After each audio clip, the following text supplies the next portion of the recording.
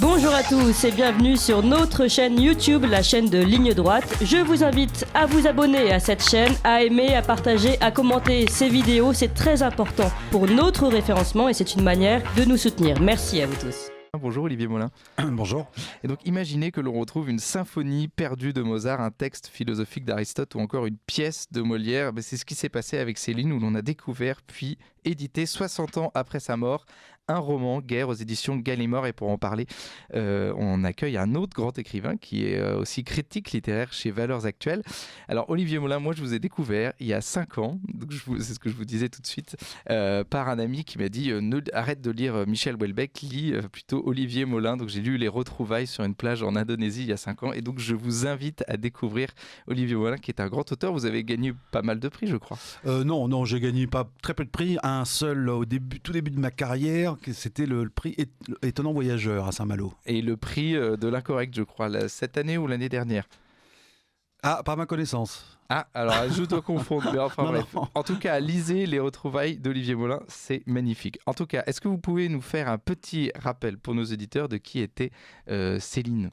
Alors, plutôt que de dire qui était Céline, je pense que je vais peut-être vous raconter un petit peu la manière dont ces manuscrits ont été retrouvés. C'est une histoire complètement folle, hein. C'est vraiment une histoire incroyable, inouïe, rocambolesque, romanesque, très célinienne d'ailleurs. Et en fait, ce qui se passe, en août 2021, coup de tonnerre, Le Monde annonce sur 3 pages qu'on a découvert 6000 feuillets inédits de Céline. 6000 feuillets qui étaient détenus par un type qui s'appelle Thibaudat, qui était ancien critique dramatique à Libération, et qui raconte que il y a une quinzaine d'années auparavant, quelqu'un, il n'a jamais dit qui, lui aurait confié ses manuscrits, qu'il aurait conservé. La personne qui lui a donné ces manuscrits aurait souhaité qu'il ne se retrouve pas dans les mains de la veuve de Céline, Lucette Almanzor, parce que, étant de gauche, il ne voulait pas enrichir une veuve d'un écrivain sulfureux. Vous voyez le genre. Bon. Et donc Lucette, en effet, est morte en 2019, et les manuscrits sont donc devenus publics 2 ans plus tard. Alors, on ne va pas rentrer dans le détail, mais c'est une histoire invraisemblable dans la mesure où ce que l'on sait, c'est que tout ce qui a été découvert, si vous voulez, appartenait à Céline. Céline, en juin 1944, a fui précipitamment Paris pour se réfugier, vous savez, à Sigmaringen, où il y avait un gouvernement fantoche qui prétendait incarner la continuité de Vichy dans une enclave allemande. Et il a fui pour échapper aux épurateurs. Et il savait qu'il se serait probablement retrouvé avec une balle dans la peau. Et il a laissé ses manuscrits. Or, quand il revient en 51, donc après un long exil au Danemark notamment, il a toujours dit ces manuscrits m'ont été volés par un certain Oscar Rosenbly. Et donc c'est cette piste Rosenbly qu'ont suivi beaucoup de Céliniens. Alors qui était Rosenbly, un type bizarre, il avait été attaché parlementaire de Camille Chotan sous la Troisième République. Ensuite il était plus ou moins journaliste. Il habitait à Montmartre, il faut le préciser, évidemment, voisin de Céline. Il fréquentait Céline et Jane Paul, qui était le peintre, vous savez, qui vivait 4 rue Girardon, qui avait son atelier au rez-de-chaussée. Céline habitait au 5e étage. Et donc, il fréquentait cette bande-là. Il s'est engagé dans le parti de Marcel Déat au début de la guerre. Et puis, il est passé du côté de la résistance en 1944. Et là, en fait, il était chargé de récupérer les biens, si vous voulez, des collabos de Paris, qui avaient fui Paris, et notamment de Céline. Et donc, c'est probablement lui, on n'a pas la preuve formelle, mais qui aurait fait une descente avec des fifis et qui aurait piqué tous les manuscrits de Céline, sachant qu'ils pouvaient se négocier à l'époque. Et quand Céline disait ça, tout le monde disait mais il est fou. Tout le monde pensait qu'il était fou, en effet. Jusqu'à la fin de sa vie, il a répété on m'a volé mes manuscrits, on m'a volé des inédits, on m'a volé des romans, etc. Tout le monde disait c'est un vieux grincheux, c'est un vieux fou. Et en l'occurrence, tout ce qui lui a été piqué est ressorti, a été retrouvé. Et parmi ça, il y avait quand même 2 manuscrits qui étaient inconnus même des Céliniens, même des spécialistes, c'est Guerre et Londres. Guerre, c'est celui qui sort ces jours-ci chez Gallimard, et Londres sortira l'année prochaine. Et ça, c'est vraiment 2 manuscrits que personne ne connaissait. Alors, on peut en parler si vous voulez, même Guerre, ça reste, il y a un mystère autour de ce manuscrit. Et justement, oui, je voulais en parler. Qu'est-ce que ça vaut, Guerre? Donc, parce que c'est un petit roman. Voilà, alors, c'est pas exactement très grand. C'est un roman court, vous avez parfaitement raison, et c'est une partie du problème. Parce que si vous voulez, aujourd'hui, Gallimard nous vend Guerre. Je vous donnerai après mon sentiment. Pour moi, c'est un chef-d'œuvre, je le dis tout de suite. Mais mais parlons un peu quand même du manuscrit, parce qu'effectivement, si vous voulez, Gallimard aujourd'hui nous vend ça. On sait que Céline avait écrit à son éditeur de Noël, après Le Voyage au bout de la nuit, qui est publié en 1932, il avait dit maintenant je vais faire une trilogie enfance, guerre, Londres. Alors enfance, c'est évidemment Mort à crédit qui sort en 1936, mais les deux autres n'ont jamais paru, guerre et Londres. Et ces deux autres, donc d'après Gallimard, ce seraient les manuscrits qu'on a retrouvés. Mais il y a en effet un problème de taille, et vous venez de le souligner, c'est que si on enlève la préface, les notes, etc., le texte fait 132 pages. Or, les gabarits céliniens, c'est Voyage au bout de la nuit, c'est 680 pages, Mort à crédit, c'est 700 pages. Ça ne correspond pas. Il y a quelque chose qui ne colle pas. À tel point qu'il y a un célinien, qui s'appelle Émile Bramy, qui est un des plus grands connaisseurs de Céline, qui a émis l'hypothèse dans l'Obs la semaine dernière que c'était des séquences qui avaient été sorties du Voyage au bout de la nuit. Et c'est vrai que Le Voyage au bout de la nuit, les 40 premières pages concernent la Première Guerre mondiale, mais après, Céline, au bout de 40 pages, dit on ne peut plus parler de ces choses-là, les gens ne comprendraient plus, hop, et on passe à autre chose. Alors, est-ce que ces pages étaient, si vous voulez, à la suite de cette séquence, et Céline les a retirées parce que le livre était déjà gros? On sait que De Noël avait des problèmes pour éditer le bouquin, parce qu'ils avaient des problèmes d'argent déjà. Il est vrai que cette séquence aussi est très érotique, voire pornographique, très nihiliste. Alors Céline avait peut-être peur d'effrayer ses lecteurs pour un premier roman avec... on ne sait pas. Oui, ça reste un détonne mystère. pour Céline d'ailleurs. Il y a des passages, on se dit, mais tiens, qu'est-ce que ça fait là, quoi? Oui, alors justement, pour le bouquin, bon, après, si vous voulez, les spécialistes vont en débattre, etc. Mais que ce soit un livre, un premier jet d'un vrai roman autonome, ou que ce soit une chute du voyage, peu importe, c'est quand même un véritable chef-d'œuvre. Alors évidemment, il faut préciser quand même que Céline, c'est un premier jet. Il l'aurait probablement pas publié dans cet état-là, dans la mesure où on sait que c'est de retravailler ses textes de manière absolument névrotique, quasiment. Là, c'est pas retravaillé. Il y a même, par exemple, vous voyez, il y a un personnage qui s'appelle Bébert qui devient Cascade au cours du roman. Bon, c'est pas complètement abouti, mais si vous voulez, moi, ce que je trouve fascinant dans ce bouquin, c'est une révolte totale contre la guerre, mais surtout, j'allais dire, contre le monde qui a permis la guerre. C'est-à-dire le monde d'avant 14. Et c'est d'une violence inouïe, si vous voulez. Céline s'en prend à tout ce qui a permis la guerre. Un truc qui est très étonnant pour un roman de 14-18, si vous voulez, ça raconte la guerre de Céline, faut quand même le dire. Céline, vous savez, c'est Céline. Alors, il dit pas que c'est lui. C'est Ferdinand. Bon, c'est son double romanesque. Mais si vous voulez, Céline, Louis Destouches s'est engagé au 12e régiment de cuirassiers en 1913 ou en 12, enfin peu importe. Mais il a été nommé très vite maréchal des logis, et en 14, il a été envoyé dans les Flandres. Et le 27 octobre, ça c'est la réalité. Le 27 octobre 1914, il se porte volontaire pour une mission. Il s'agissait d'aller apporter un ordre à un régiment qui était isolé, donc traverser les lignes ennemies, et en revenant de cette mission, il se fait blesser au bras. Il se fera soigner après à Ypres, puis à Zebrook, un hôpital militaire à Zebrook. Il finira sa convalescence au Val-de-Grâce à Paris. Et donc c'est ça qu'il raconte. Alors le bouquin commence, si vous voulez, Céline se réveille sur le champ de bataille, l'oreille en sang, il y a des morts partout. Il se lève, il marche dans la campagne, il erre, il s'évanouit, il y a un officier anglais qui l'aide. Le début est très très, on dirait une biographie quasiment. Puis après ça devient de plus en plus romanesque.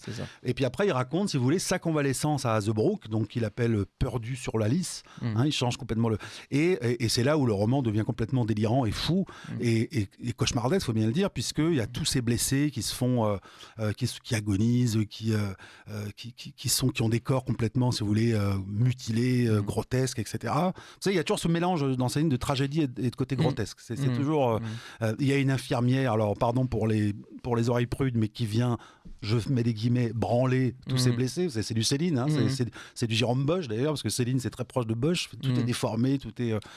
c'est des fantasmes en fait de Céline. C'est des fantasmes, mais avec tout ça quand même une colère, si vous voulez, contre ce monde qui a permis la guerre, et notamment donc les militaires, les curés, tout le monde, et notamment ses parents. Il y a une violence contre les parents de Ferdinand. Alors évidemment, si vous voulez, à un moment donné, il dit, j'avais noté un...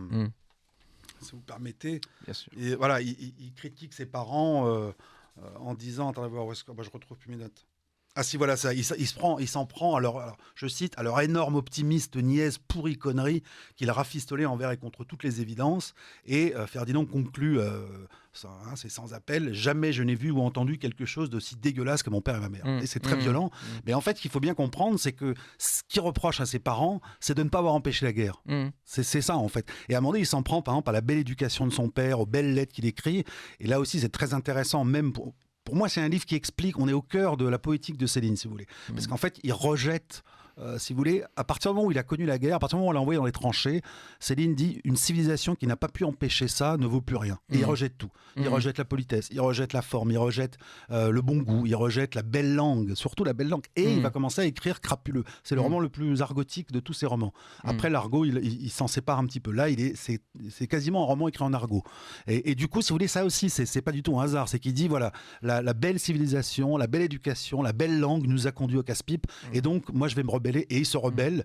Et donc, si vous voulez, on comprend en lisant ce livre que la poétique de Céline est véritablement née dans les tranchées. Ouais. Et d'un rejet, en fait, des formes d'un rejet total classiques du monde qui a permis la guerre. Voilà, c'est vraiment... donc, il y a une révolte, si vous voulez. Et puis, donc, il reste... Alors, c'est très nihiliste. Il ne croit plus en rien. Il rejette tout. Et il reste qu'une seule chose pour tromper, si vous voulez, la mort. C'est le sexe. C'est un roman, bizarrement, alors dans Mort à crédit, il y a quand même des passages très érotiques aussi, mais pas à ce point. Là, c'est vraiment alors, c'est pas un sexe, attention, hein, c'est un sexe qui fait autant de mal que de bien, c'est-à-dire que c'est pas du tout, c'est un sexe mécanique, un sexe sans amour, un sexe assez sinistre, avec une prostituée qui vient dans l'hôpital d'Azebro, qui s'appelle Angèle, et qui va... Bon, enfin, c'est un peu sinistre et sordide, mais on comprend bien que c'est la seule manière qu'a trouvé Ferdinand de s'étourdir et de cesser d'avoir peur, d'avoir peur de la mort, peur de la guerre. Comme une drogue, oui, complètement. Voilà. Et il y a une phrase qui peut résumer un petit peu tout le livre, c'est « J'ai attrapé la guerre dans ma tête ». Oui, j'ai attrapé la guerre dans ma tête, exactement. C'est une phrase qui est au tout début du roman. Et si vous voulez, c'est... Alors, la guerre dans ma tête, vous savez, Céline s'est plaint toute sa vie de maux de tête, d'acouphènes et d'avoir toujours comme un train dans la tête, un bruit qu'il avait chopé lors de cette blessure. Ouais.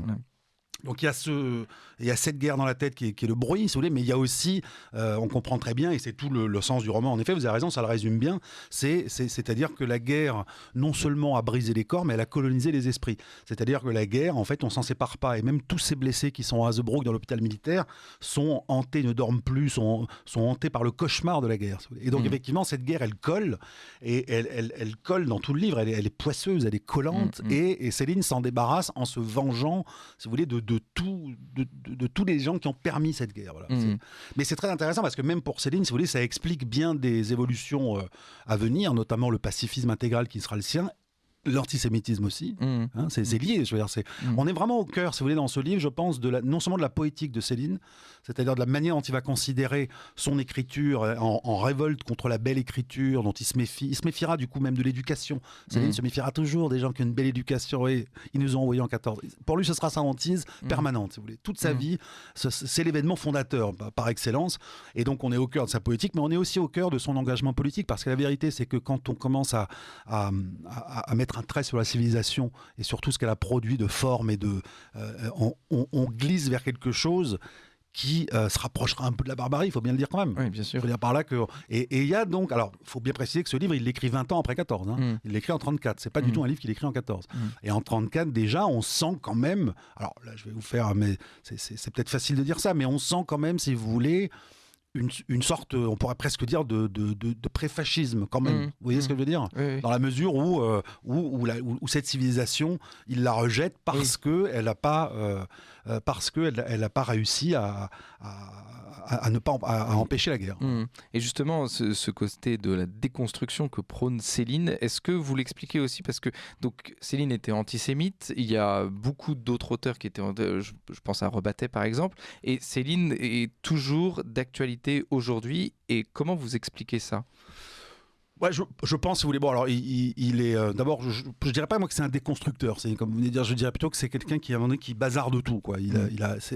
Fondamentalement, pour moi, c'est un anarchiste. C'est un anarchiste, c'est-à-dire que c'est quelqu'un, et contrairement même aux anarchistes de droite, vous savez, qui souvent rejettent l'ordre par le désir d'un ordre encore plus beau et plus grand. Céline, en vérité, n'aime pas tellement l'ordre. Hein. Enfin, il est ambigu là-dessus, en tout cas. Il est vraiment anarchiste, quoi. Alors après, pourquoi est-ce qu'effectivement, malgré son antisémitisme, il demeure ?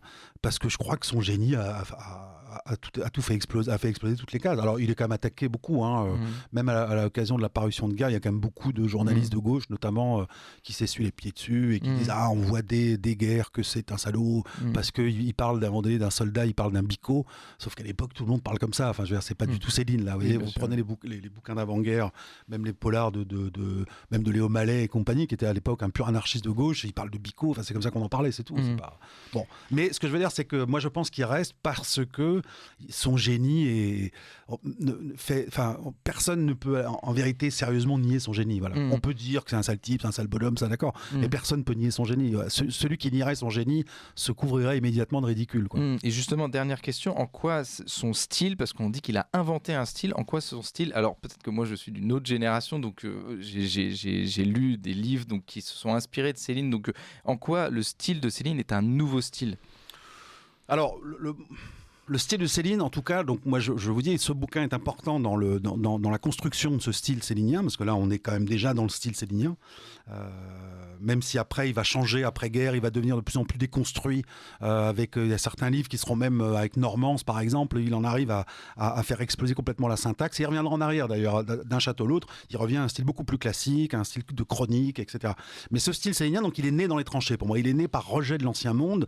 Alors après évidemment le problème c'est qu'il a donné des épigones, si je puis dire, qui prêtent un peu, enfin, qui posent problème, on va dire. Voilà, qui posent problème. C'est-à-dire que les Céliniens après Céline, c'est quand même un problème parce que il y a ceux qui écrivent à la Céline et c'est ridicule. C'est vrai, Céline, il a vraiment son style à lui, mais c'est pas.